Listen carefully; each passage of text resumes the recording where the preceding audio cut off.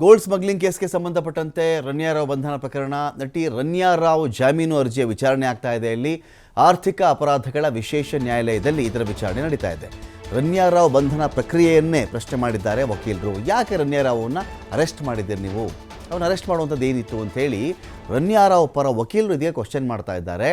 Supreme court ಯಾವ ಒಂದು ಗೈಡ್ಲೈನ್ಸನ್ನು ಕೊಟ್ಟಿರುತ್ತೋ, ಆಯ್ತಪ್ಪ ಯಾರೋ ಸುಂಕ ತಪ್ಪಿಸಿದ್ರು, ತೆರಿಗೆ ತಪ್ಪಿಸ್ಬಿಟ್ರು, ಅಕ್ರಮವಾಗಿ ಸಾಗಾಟ ಮಾಡಿದರು, ಆ ಒಂದು ಬಂಧನಕ್ಕೆ ಒಂದು ಗೈಡ್ಲೈನ್ ಇದೆಯಲ್ಲ, ಸುಪ್ರೀಂ ಕೋರ್ಟ್ ಕೊಟ್ಟಿರ್ತಕ್ಕಂಥ ಮಾರ್ಗಸೂಚಿ, ಅದನ್ನು ಫಾಲೋ ಮಾಡಿದ್ದಾರೆ ಇವರು. ಅದರ ಅಡಿಯಲ್ಲಿ ಅರೆಸ್ಟೇ ಮಾಡಿಲ್ಲ ಇವರು.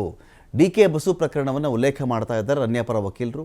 ಡಿ ಕೆ ಬಸು ಅವ್ರ ಕೇಸಲ್ಲಿ ಏನಾಗಿತ್ತು ಗೊತ್ತಾ ಸ್ವಾಮಿ ಅಂಥೇಳಿ ರನ್ಯಾ ರಾವ್ ಪರ ವಕೀಲರು ಹೇಳ್ತಾ ಇದ್ದಾರೆ. ಕಸ್ಟಮ್ ಕಾಯ್ದೆ ನಿಯಮಗಳನ್ನು ಕೂಡ DRI ಅಧಿಕಾರಿಗಳು ಪಾಲಿಸಿಯೇ ಇಲ್ಲ. ಇಲ್ಲಿ DRI ಅಧಿಕಾರಿಗಳ ಪ್ರಾಸೆಸ್ ಇದೆಯಲ್ಲ, ಈ ಪ್ರಕ್ರಿಯೆ ಇದೆಯಲ್ಲ, ತುಂಬ ಲೋಪದೋಷಗಳಿಂದ ಕೂಡಿದೆ ಇದು. ರನ್ಯಾ ತಪ್ಪು ಮಾಡಿದ್ದಾಳೋ ಇಲ್ಲವೋ ಎಂಬುದರ ಬಗ್ಗೆ ಇಲ್ಲಿ ನಾವು ವಾದ ಮಾಡಲ್ಲ.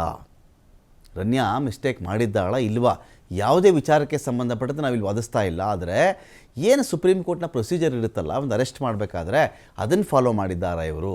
ತನಿಖಾ ಅಧಿಕಾರಿಗಳ ಲೋಪದೋಷದಿಂದ ತಾವು ಜಾಮೀನು ಕೊಡಬೇಕಾಗುತ್ತೆ ಸ್ವಾಮಿ ಅಂತ ರನ್ಯಾ ರಾವ್ ಪರ ಹಿರಿಯ ವಕೀಲ ಕಿರಣ್ ಜವಳಿ ಇಲ್ಲಿ ವಾದವನ್ನು ಮಂಡನೆ ಮಾಡಿದ್ದಾರೆ. ಇದೀಗ ವಿಚಾರಣೆಯನ್ನು ಮಧ್ಯಾಹ್ನ 3 ಗಂಟೆಗೆ ಮುಂದೂಡಿಕೆ ಮಾಡಲಾಗಿದೆ.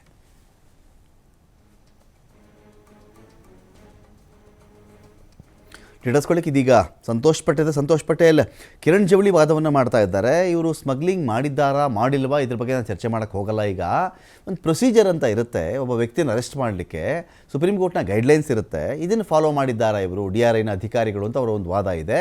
ಇಲ್ಲಿ ಪ್ರೊಸೀಜರಲ್ ಲ್ಯಾಪ್ಸ್ ಪ್ರಕ್ರಿಯಾ ದೋಷಗಳು ಇರ್ತಾವಲ್ವಾ, ಈ ಪ್ರಕ್ರಿಯಾ ದೋಷಗಳನ್ನು ಅಥವಾ ಲೋಪಗಳನ್ನು ಇಟ್ಕೊಂಡು ಜಾಮೀನಿಗೆ ಅಪ್ಲೈ ಮಾಡೋಕ್ಕೆ ಬರುತ್ತಾ ಅಂತ ಸ್ವಲ್ಪ ಮಾಡ್ಬೋದು. ಯಾಕಂತ ಹೇಳಿದ್ರೆ ನಮಕ್ಕಂತ ಏನು ಕಾನೂನು ಪ್ರಕ್ರಿಯೆಗಳಿದೆ, ಅದನ್ನ ನಿಯಮ ಪ್ರಕಾರ ಪಾಲನೆ ಮಾಡದೆ ಹೋದಂತ ಸಂದರ್ಭದಲ್ಲಿ ಅದರ ಮುಖೇನ ಇವರು ಜಾಮೀನನ್ನ ಪಡ್ಕೊಳ್ಳಿಕ್ಕೆ ಅವಕಾಶಗಳಿರುತ್ತೆ. ಸಾಮಾನ್ಯವಾಗಿ ಇದಕ್ಕೆ ಎಕ್ಸಾಂಪಲ್ ಕೊಡ್ಬೇಕಂದ್ರೆ, ಯಾವುದೇ ಒಂದು ಪ್ರಕರಣ ಇಲ್ಲ ಒಬ್ಬ ಆರೋಪಿಯ ಬಂಧನ ನಂತರ ಸಾಮಾನ್ಯವಾದ ಪ್ರಕರಣಗಳಲ್ಲಿ 60 ದಿನದ ಒಳಗಡೆ ಒಂದು ಚಾರ್ಜ್ ಶೀಟ್ ಅನ್ನ ಸಲ್ಲಿಕೆಯನ್ನ ಮಾಡ್ಬೇಕಾಗತ್ತೆ, ಇಲ್ಲ 90 ದಿನದ ಒಳಗಡೆ ಚಾರ್ಜ್ ಶೀಟ್ ಅನ್ನು ಸಲ್ಲಿಕೆಯನ್ನ ಮಾಡ್ಬೇಕಾಗತ್ತೆ.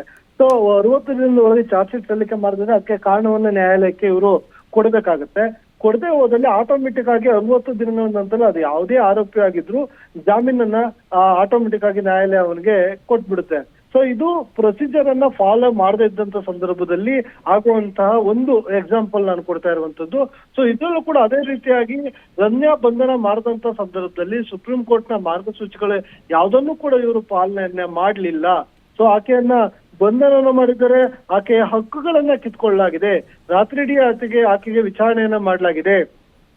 ಸೊ ಆಕೆಗೆ ನಿದ್ದೆಯನ್ನ ಮಾಡ್ಲಿಕ್ಕೆ ಬಿಟ್ಟಿಲ್ಲ ಇವರು, ಅವ್ರಿಗೆ ಹರಾಸ್ಮೆಂಟ್ ಅನ್ನ ಮಾಡ್ಲಾಗಿದೆ. ಈ ರೀತಿಯಾಗಿ ಮಾಡ್ಲಿಕ್ಕೆ ಬರೋದಿಲ್ಲ. ಅದಷ್ಟೇ ಅಲ್ಲದೆ DRIನ ಅಧಿಕಾರಿಗಳು ಕಸ್ಟಮ್ ಅಧಿಕಾರಿಗಳ ನಿಯಮಗಳನ್ನು ಕೂಡ ಇಲ್ಲಿ ಪಾಲನೆಯನ್ನು ಕೂಡ ಅವ್ರು ಮಾಡಿಲ್ಲ.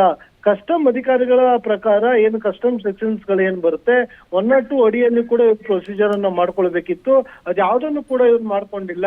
ಹೀಗಾಗಿ ಇದು ಕಾನೂನು ಬಾಹಿರವಾಗಿ ಮಾಡ್ಕೊಂಡಿರುವಂತ ಹೇಳಿಕೆಗಳನ್ನ ತೆಗೆದುಕೊಳ್ಳಲಾಗಿದೆ, ಪ್ರಕ್ರಿಯೆಗಳನ್ನ ಮಾಡಲಾಗಿದೆ ಅಂತ ಹೇಳಿ ಆರೋಪವನ್ನ ಮಾಡಿರುವಂತದ್ದು. ಸೊ ಅದರ ಜೊತೆಗೆ ರನ್ಯಾ ತಪ್ಪು ಮಾಡಿದ್ದಾಳ ಇಲ್ವೋ ಅದು ಎರಡನೇ ಸಂಗತಿಗೆ ಬರುವಂತದ್ದು.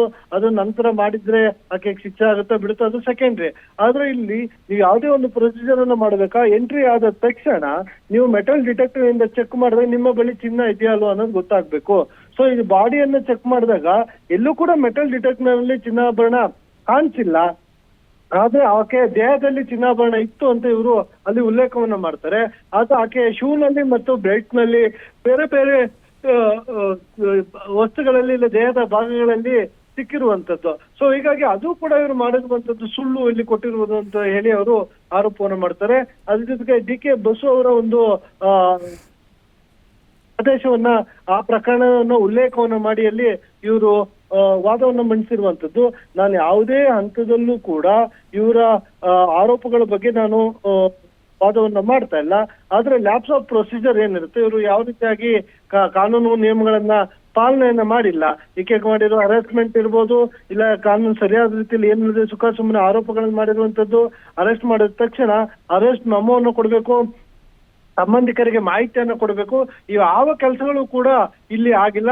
ಅದರ ಜೊತೆಗೆ ಆರೋಪಿತ ಮಹಿಳೆ ಏನಿರ್ತಾರೆ ಅವಳ ಪ್ರಕಾರ BNS ಅಡಿಯಲ್ಲಿ ನೀವು ನೋಡೋದಾದ್ರೆ 192 ಮಹಿಳೆಗೆ ಇರುವ ವಿಶೇಷ ಕಾನೂನು ವಿನಾಯಿತಿ ಅಡಿಯಲ್ಲಿ ಆಕೆಗೆ ನೀವು ಅವಕಾಶಗಳನ್ನ ಅಂದ್ರೆ ಆಕೆಗೆ ಅವತ್ತು ರೆಸ್ಟ್ ಮಾಡ್ಲಿಕ್ಕೆ ಅವಕಾಶವನ್ನು ಮಾಡ್ಕೊಡ್ಬೇಕಿತ್ತು, ಅವಳನ್ನ ಬಿಡಬಹುದಿತ್ತು ಅಂತೇಳಿ ವಾದವನ್ನ ಮನ್ನಣೆ ಮಾಡಿರುವಂತದ್ದು. ಆದ್ರೆ ವಾದವನ್ನು ಆಲಿಸಿರುವಂತಹ ನ್ಯಾಯಾಲಯ ಈಗ 3 ಗಂಟೆಗೆ ಪುನಃ ಅರ್ಜಿಯನ್ನ ವಿಚಾರಣೆಗೆ ಕೈಗೆತ್ಕೊಳ್ಳುತ್ತೆ. ಈಗ DRI ಪರವಾಗಿ ಅವರ ವಕೀಲರು ಏನು ವಾದವನ್ನ ಮಾಡ್ತಾರೆ ಅನ್ನೋದನ್ನ ನಾವು ಕಾಯ್ದು ನೋಡ್ಬೇಕಾಗತ್ತೆ ರಮಾಕಾಂತ್.